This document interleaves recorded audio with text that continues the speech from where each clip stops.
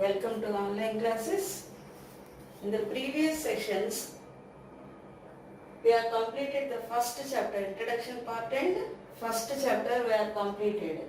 Now coming to the second chapter. Second chapter in social studies is rain and rivers. Okay. మనకి ఉన్న solar సిస్టంలో earth is the living planet అని మనం చిన్నప్పటి నుంచి చదువుకుంటున్నాం. ఆ లివింగ్ ప్లానెట్ అని ఎందుకని అన్నారు అంటే ఎర్త్ మీద లివింగ్ ఆర్గానిజమ్స్ అన్నీ ఉంటాయి కాబట్టి లివింగ్ ప్లానెట్ అని చెప్పాము అని చెప్పి చదువుకున్నాం. అలాగే బ్లూ ప్లానెట్ అని కూడా చెప్పుకున్నాం. Why it is called as blue planet because 70% of the earth is filled with water. Okay, 70 to 71% of the earth is filled with water. That's why it is called blue planet అనేది కూడా మనం lower class లో చదువుకున్నాం.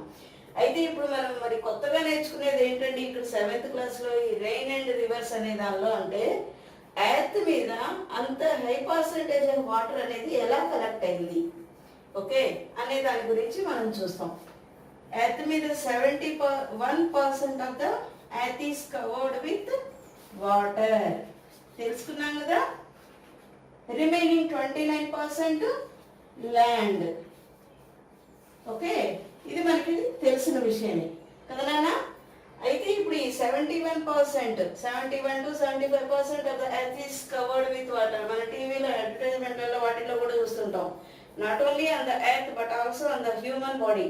మన బాడీలో కూడా most of the part water తోటే cover అయి ఉంటుంది. అది ఎలాగైతే వాటర్ ఫామ్ లో కానివ్వండి, బ్లడ్ ఫామ్ లో కానివ్వండి, ప్లాస్మా రూపంలో కానివ్వండి, వాటరీ కంటెంట్ తోటే లిక్విడ్ కంటెంట్ తోటే కవర్ అయి ఉంటుంది. అలాగే ఎర్త్ మీద కూడా. ఇప్పుడు మనం ఎందుకని హ్యూమన్ బాడీలో ఇలా డిఫరెంట్ కైండ్స్ లో ఉన్నది అని మనం కంపేర్ చేసుకోవాల్సి వచ్చిందంటే just like in our human body the earth is covered with 71% of water, but total 71% is not having the same water. ఇక్కడ కొన్ని డిఫరెన్సెస్ ఉన్నాయి వాటర్ లో కూడా. ఏంటంటే major differences salt water, fresh water. Okay, sweet water అనుకోండి, fresh water అనుకోండి. Okay, ఇలా 2 types of water అనేది మన ఎర్త్ మీద ఉన్నది మేజర్గా అనేది మనం ఈ చాప్టర్లో చూస్తాం. ఓకేనా. అయితే ఈ సాల్ట్ వాటర్ అనేది ఎక్కడ ఉంటుంది, ఈ ఫ్రెష్ వాటర్ అనేది ఎక్కడ ఉంటుంది అనేది కూడా మనం ఈ చాప్టర్లో చూస్తాం. Okay, coming to the topics. మనకి మెయిన్గా ఉండే టాపిక్స్ కొన్ని మాత్రమే ఈ సెషన్లో మనం డిస్కస్ చేసుకున్నాం. అవేంటి అంటే first one is sun, clouds and rainfall. Second one is evaporation. Third one is formation of clouds and rain. ఈ 3 టాపిక్స్ గురించి మనం ఈ సెషన్లో చూస్తాం. Okay, first topic coming to the first topic sun, clouds and rainfall. ఎందుకని మనం మెయిన్గా వీటిని సెలెక్ట్ చేసుకున్నాము ఈ వాటర్కి రిలేటెడ్గా అంటే without sun we can't get the natural energy. ఇది కూడా మన లోయర్ క్లాస్ లో చదువుకున్నది. ఓకేనా. మనకి న్యాచురల్ ఎనర్జీ సన్లైట్ ద్వారా వస్తుంది అని చెప్పి చెప్పుకున్నాం. ఆ సన్లైట్ నుంచి ఏం ప్రొడ్యూస్ అవుతుంది, హీట్ ప్రొడ్యూస్ అవుతుంది. ఆ హీట్ ద్వారా ఆ హీట్ కి వాటర్ కి రిలేషన్ ఏంటి అంటే ఆ హీట్ ద్వారా ఏమవుతుంది, ల్యాండ్ మీద ఉన్న వాటర్ బాడీ ఎవాపరేట్ అవుతుంది. ఇదంతా మనం కమింగ్ టాపిక్స్ లో చూస్తాం. అందుకని సన్. Next clouds. క్లౌడ్స్ గురించి ఎందుకు చదువుకోవాలండి అంటే ఆ ఎవాపరేట్ అయిన వాటర్ క్లౌడ్స్ ద్వారా స్కైకి రీచ్ అవుతూ ఉంటుంది. ఓకే, హయ్యర్ ఆల్టిట్యూడ్కి రీచ్ అవుతుంది. ఆ రీచ్ అయ్యి క్లౌడ్ ఫార్మేషన్ జరిగినాక అది అక్కడే నిలిచిపోతుందా, అక్కడే స్టాగ్నెంట్ అవుతుందా? It never stagnates there because of the gravitational force of the earth. Earth gravitational force ఉండటం వల్ల హెవీ బాడీస్ ఏవి కూడా పైనే నిలిచిపోవు హైయర్ ఆల్టిట్యూడ్ లో. It again reaches to the ground అనేది మనం చెప్పుకున్నాం, తెలిసిన విషయమే మనకి. అలా ఏ ఫామ్ లో రీచ్ అవుతుంది గ్రౌండ్ కి, రెయిన్ఫాల్. రెయిన్ఫాల్ ఫామ్ లో మనకి గ్రౌండ్ కి రీచ్ అవుతుంది. Rainfall is nothing but water మనకి తెలిసిన విషయమే. అఫ్ కోర్స్ ఇవన్నీ మనం బ్రీఫ్ గా లోయర్ క్లాస్ లో కూడా చదువుకున్నాం, కాకపోతే ఇక్కడ మనం డీటెయిల్డ్ గా నేర్చుకుందాం. ఓకేనా. ఈ రెయిన్ ఫాల్ గురించి మనం అనుకున్నాం కదా, రెయిన్ ఫాల్ వాటర్ రూపంలో ల్యాండ్కి రీచ్ అవుతుందని. ఈ ప్రాసెస్ అంతా ఈ సన్, క్లౌడ్స్, రెయిన్ ఫాల్ ఈ మూడిటికి ప్రాసెసింగ్ అనేది స్టార్ట్ అయ్యేది ఎక్కడ అంటే ఈ సెకండ్ స్టెప్ నుంచి. ఏంటది అంటే ఎవాపరేషన్. ఎవాపరేషన్ మీన్స్ మనకి ఇక్కడ ఒక చిన్న ఎక్స్పెరిమెంట్ చెప్పుకోవచ్చు. ఇలాంటి ఎక్స్పెరిమెంట్స్ మన లోయర్ క్లాసెస్లో కూడా చెప్పుకున్నాం.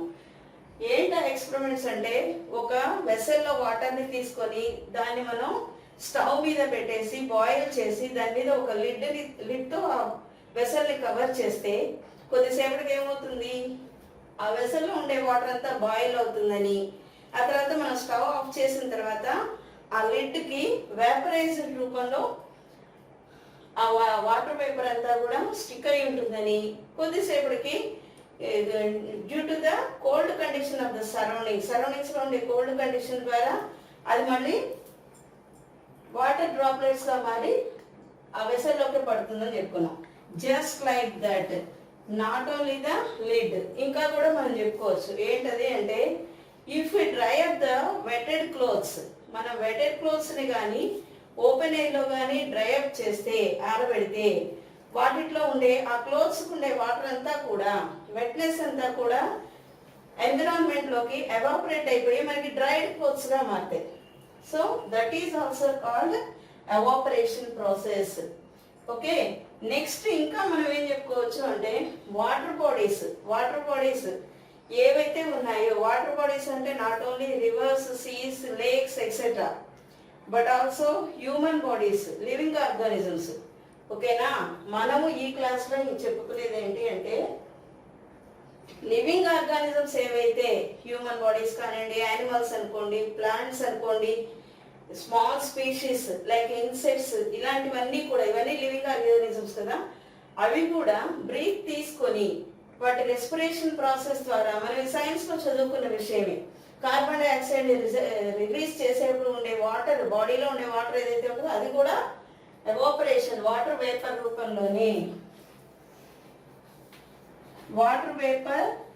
రూపంలోనే బయటకు వచ్చేస్తుంది. ఓకే, దాన్ని మనం ఏం చెప్తాము అంటే ట్రాన్స్పిరేషన్ అంటారు. ఓకే, ఇది మనకి హయ్యర్ క్లాసెస్కి వెళ్ళేప్పుడు డీటెయిల్డ్గా ఉంటుంది. ట్రాన్స్పిరేషన్. సో దీన్ని మనం ఈ ట్రాన్స్పిరేషన్ అనేది మనకి హ్యూజ్ వాటర్ బాడీస్ నుంచి వస్తే like seas, rivers, oceans, lakes, వీటి నుంచి వస్తే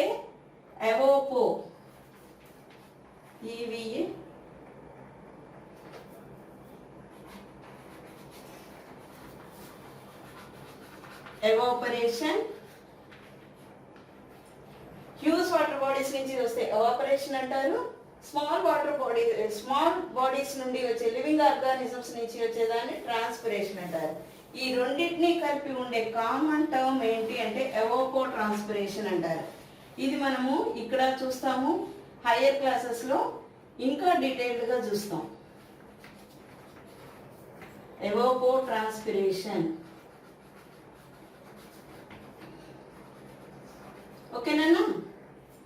coming to the third topic మనం వస్తే కనుక formation of the clouds and rain. Okay, evaporation జరిగింది. ఎర్త్ మీద ఉండే, ల్యాండ్ మీద ఉండే వాటర్ అంతా కూడా బాయిల్ అయిపోయింది, ఎవాపరేట్ అయిపోయింది వేపరైజ్డ్ ఫామ్లోకి. అది ఎక్కడికి వెళ్తుంది అంటే ఫార్మేషన్ ఆఫ్ క్లౌడ్స్గా ఫామ్ అవుతుంది. మనం ఇందాక చెప్పుకున్నాం కదా క్లౌడ్స్ అని, అలా క్లౌడ్స్గా ఫామ్ అవుతుంది. ఎలా ఇది క్లౌడ్స్గా ఫామ్ అవుతుందంటే కూడా మనం ఎగ్జాంపుల్స్ చెప్పుకున్నాం. ఓకేనా, ఏంటా ఎగ్జాంపుల్స్?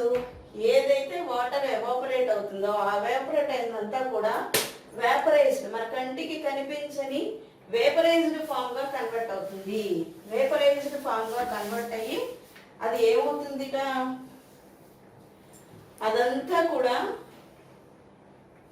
హయ్యర్ ఆల్టిట్యూడ్లోకి, ఓకేనా, అట్మాస్ఫియర్లోకి వెళ్ళిపోతుంది. అట్మాస్ఫియర్లోకి వెళ్ళినప్పుడు మన లోయర్ క్లాసులో చదువుకున్నాం, earth is surrounded by a thick rugged layer is called atmosphere.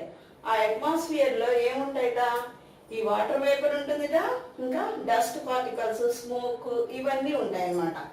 So ఇక్కడ మనకు ఫార్మేషన్ ఆఫ్ క్లౌడ్స్ అంటే అది. క్లౌడ్స్ ఎలా ఫామ్ అవుతాయి అంటే water vapour plus dust particles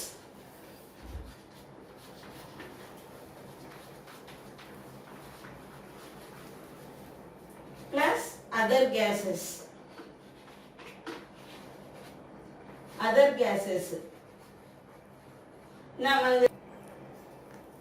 okay. ఈ క్లౌడ్ ఫార్మేషన్ కి మనకి మెయిన్ గా కావాల్సింది ఏంటి అని చెప్పుకున్నాం, వేపరు, ఎవాపరేషన్ ద్వారా వచ్చిన వాటర్ వేపరు, నెక్స్ట్ ఆ వాటర్ వేపర్ చుట్టూ అట్మాస్ఫియర్ లో ఉండే డస్ట్ పార్టికల్స్ ఏవైతే ఉన్నాయో ఆ డస్ట్ పార్టికల్స్ వచ్చి ఆ వేపర్ కి యాడ్ అవుతాయి. యాడ్ అయ్యేప్పటికి ఏమవుతుంది, vapour is nothing but A minute dust particle. ఆ డస్ట్ పార్టికల్ కి స్టిక్ అప్ అయ్యేప్పటికి ఏమవుతుంది, ఆ డ్రాప్లెట్ సైజ్ ఇంక్రీజ్ అవుతుంది. ఓకేనా. ఇంకా అదర్ గ్యాసెస్ కూడా వచ్చి ఆ డ్రాప్లెట్స్ అయ్యేప్పటికి గ్రాడ్యువల్ గా డ్రాప్లెట్స్ సైజ్ ఇంక్రీజ్ అయిపోతూ ఉంటాయి. ఇంక్రీజ్ అవ్వగానే ఏమవుతుంది, అది ఒక మేజర్ క్లౌడ్ గా ఫామ్ అవుతుంది. మనం స్కైలో చూస్తూ ఉంటాం కదా క్లౌడ్స్, అలా క్లౌడ్స్ ఫార్మేషన్ జరుగుతుంది. When the clouds formed it gradually increases their size. ఎప్పుడైతే ఇవి వీటి సైజుని ఇంక్రీజ్ చేసుకుంటాయో ఆ ఇంక్రీజ్ అయినప్పుడు మనకి ఏమవుతుంది, heavy bodies doesn't stay on the higher altitude. Higher altitude లో heavy bodies, heavy weight, heavy mass ఉండే బాడీస్ ఉండలేవు. అవి మళ్ళీ కిందకి రెయిన్ఫాల్ గా పడాల్సిందే, డ్రాప్లెట్స్ గా కదా. ఈ క్లౌడ్స్ సైజ్ పెరుగుతున్న కొద్దీ హయ్యర్ ఆల్టిట్యూడ్ లో ఉండలేక అవేమవుతాయి, అగైన్ రెయిన్ లాగా ల్యాండ్ కి రీచ్ అవుతాయి. ఓకే. దీన్ని మన సింపుల్ లాంగ్వేజ్ లో చెప్పుకోవాలి అంటే మనకు ఒకటి బాగా తెలిసిన విషయమే, మీకు అందరికీ గుర్తున్న విషయం గుర్తు చేస్తున్నాను నేను. మీరందరు చిన్నప్పుడు చదువుకున్నదాన్ని, దాన్ని మనం ఏమని పిలుస్తామంటే వాటర్ సైకిల్. గుర్తొచ్చిందా అందరికీ? Water cycle. వాటర్ సైకిల్లో మనం ఏం చెప్పుకుంటాము, ఎక్కడైతే వాటర్ అనేది హెవీ వాటర్ అనేది అంతా ఉంటుందో, ఇదంతా వాటర్ అనుకోండి. ఓకే. ఈ వాటర్ సైకిల్ అనే దాన్ని మనం లోయర్ క్లాస్ లో కూడా చదువుకున్నాము. మళ్ళీ అది ఒకసారి మనం చూద్దాం. ఇదంతా కూడా seas and oceans, major water bodies అనుకోండి, లేక్ అనుకోండి, water it may be. Huge water body ఏదైతే ఉంటుందో ఆ వాటర్ బాడీలోంచి మనకేమవుతుంది, సన్లైట్ వల్ల ఈ సన్ రేస్ అనేవి దీని మీద పడటం వల్ల ఏమవుతుంది, ఆ హీట్ కి వాటర్ అంతా ఎవాపరేట్ అవుతుంది. ఎవాపరేట్ అయ్యి అది ఎక్కడికి వస్తుంది, ఇక్కడ ఉండే మనకి నార్మల్ ల్యాండ్ ఏరియా మీద క్లౌడ్స్ ఇవన్నీ హిల్స్ ఇవన్నీ ఉంటాయి కదా, హిల్స్, హౌసెస్, అగ్రికల్చర్ ఫీల్డ్స్ ఇవన్నీ ఉంటాయి కదా. ఈ అగ్రికల్చర్ ఫీల్డ్స్, ప్లాంట్స్, ట్రీస్ ఇవన్నీ ఉంటాయి కదా మనకి, వీటన్నిటి మీదకి. ఓకేనా. ఇదేమవుతుంది, క్లౌడ్ ఫార్మేషన్ జరుగుతుంది. క్లౌడ్ ఫార్మేషన్ జరిగి ఈ క్లౌడ్స్ అన్ని కూడా మళ్ళీ ఏమవుతాయి, హెవీ బాడీ ఉంటే అది అక్కడ హయ్యర్ ఆల్టిట్యూడ్ లో స్టోర్ అయ్యి ఉండదు. ఎందుకంటే హయ్యర్ ఆల్టిట్యూడ్కి వెళ్ళే కొద్దీ క్లైమేట్ అనేది కూల్ అయిపోతుంది అని చెప్పాం అని మనం లోయర్ క్లాస్ లో.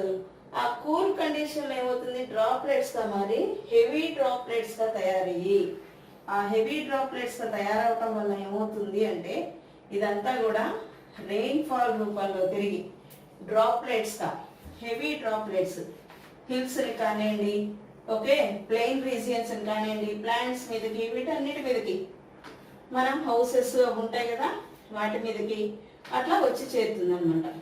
ఓకే. ఇలా ఈ వాటర్ సైక్లింగ్ ప్రాసెస్. అగైన్ వీటి మీదకి వచ్చిన వాటర్ మళ్ళీ ఏమవుతుంది, connects to it enters to the water which is reached to the ground is again flows to the heavy water bodies.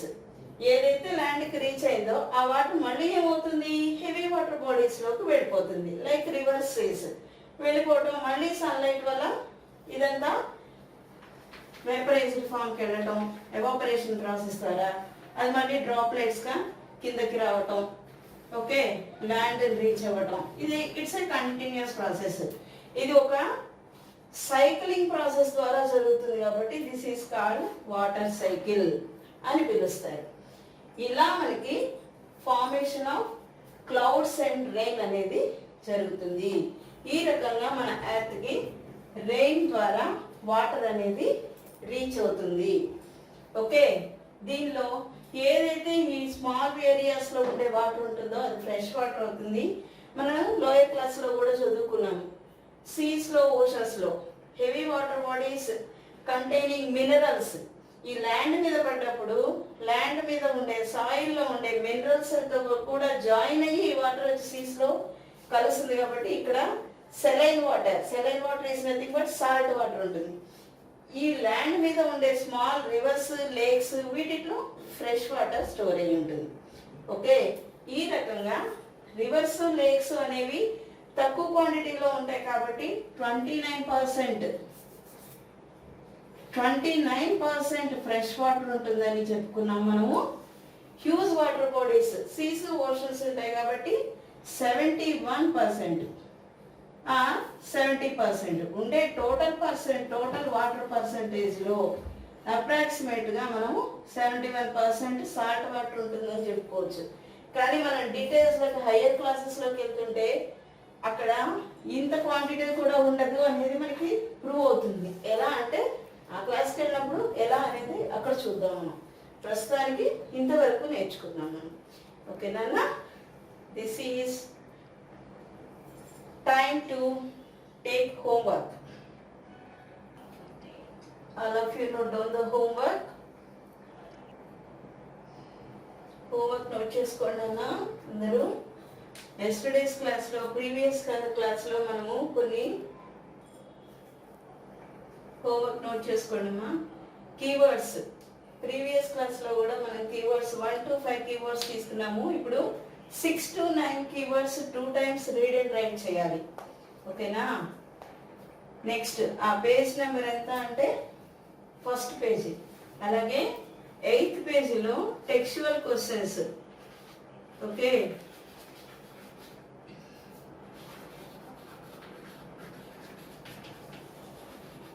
Textual questions ఉన్నాయి మనకి పేజ్ నెంబర్ 8లో.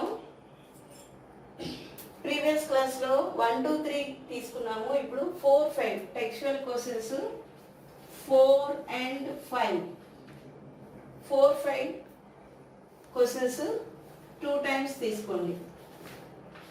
ఓకే, ఇవన్నీ కూడా read and right